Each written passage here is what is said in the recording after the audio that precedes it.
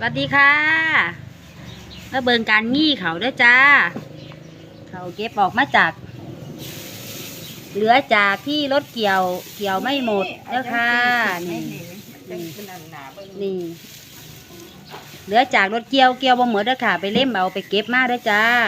เป็นกระสิมางี้แบบนี้แหละจ้างี้ข้าวงี้เขาด้วยจ้ารถเกี่ยวไม่หมดต้องไปเก็บเอามาจ้ะได้ดีดินี่นะจ้านี่เขา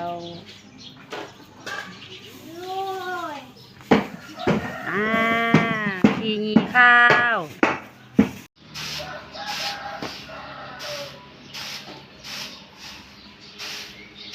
ได้มาแล้วก็มานี่มาผัด